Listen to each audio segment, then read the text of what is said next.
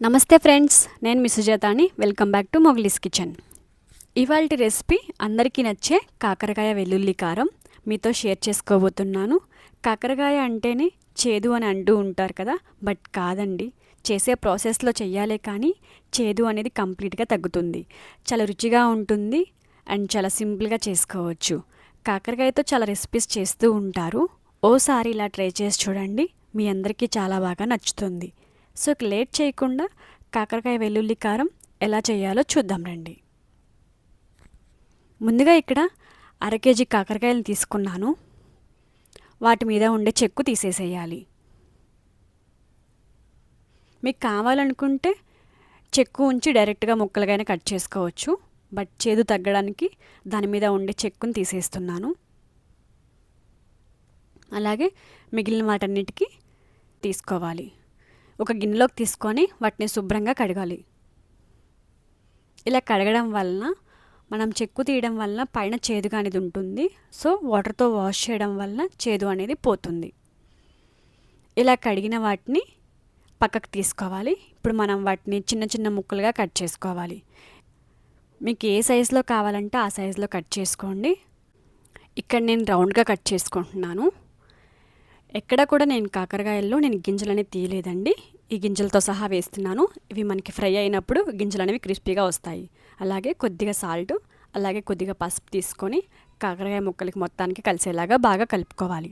ఇలా చేయడం వలన కాకరకాయ ముక్కల్లో చేదు అనేది పోతుంది. ఇలా కలుపుకున్న కాకరకాయ ముక్కలను ఒక అరగంట సేపు పక్కన పెట్టుకోవాలి. అరగంట తర్వాత చూస్తే మనకి కాకరకాయ ముక్కల్లోంచి వాటర్ అనేది రిలీజ్ అవుతూ ఉంది.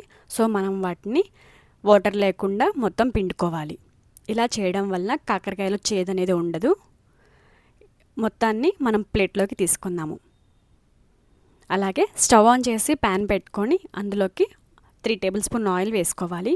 ఆయిల్ వేడెక్కాక మనం ముందుగానే పక్కన పెట్టుకున్న కాకరకాయ ముక్కలను వేసుకొని బాగా ఫ్రై చేసుకోవాలి. ఇక్కడ కాకరకాయ ముక్కలు అనేది ఫ్రై అయ్యేలోగా మనం వెల్లుల్లి కారాన్ని తయారు చేసుకుందాము. అలాగే ఒక మిక్సీ జార్లోకి 2 టేబుల్ స్పూన్ల కొబ్బరి, అలాగే 2 టేబుల్ స్పూన్ల పుట్నాల పప్పు, 1/2 టీ స్పూన్ జీలకర్ర, అలాగే 2 టేబుల్ స్పూన్ల సాల్ట్, 3 టేబుల్ స్పూన్ల కారం వేసుకోవాలి. అలాగే ఒక వెల్లుల్లి వేసుకొని కోర్స్గా గ్రైండ్ చేసుకోవాలి. మరి ఫైన్ పౌడర్లా గ్రైండ్ చేసుకోవద్దు, కోర్స్గా గ్రైండ్ చేసుకుంటే సరిపోతుంది. ఈలోగా మనకి కాకరకాయ ముక్కలు ఫ్రై అయ్యేలేదా చూద్దాము. చూసారు కదా, మనకి కాకరకాయ ముక్కలు ఆల్మోస్ట్ ఫ్రై అవుతూ ఉన్నాయి. దీన్ని మరోసారి బాగా కలుపుకుంటూ ఫ్రై చేసుకోవాలి. అలాగే కాకరకాయ కారంలోకి మనం ఎప్పుడైనా సరే కరివేపాకు వేసుకుంటే చాలా టేస్టీగా ఉంటుంది. అలాగే 5-6 రెమ్మల కరివేపాకు వేసుకొని మరోసారి ఫ్రై చేసుకోవాలి. ఇవి కాస్త ఫ్రై అయ్యాక మనం ముందుగానే గ్రైండ్ చేసుకున్న వెల్లుల్లి కారం కాకరకాయ ముక్కల్లోకి వేసుకొని బాగా కలుపుకోవాలి. మంట అనేది లో ఫ్లేమ్లో పెట్టుకొని ఫ్రై చేసుకుంటూ ఉండండి. అలాగే కారం పచ్చివాసన పోయేంత వరకు లైట్గా ఫ్రై చేస్తే సరిపోతుంది. చూస్తున్నారు కదా, మనకి కాకరకాయ కారం అనేది చాలా పొడి పొడిగా వచ్చింది. సో మీరు కూడా ఇలా ట్రై చేయండి, చాలా టేస్టీగా ఉంటుంది. ఇప్పుడు మనం దీన్ని ఒక సర్వింగ్ బౌల్లోకి తీసుకుందాము.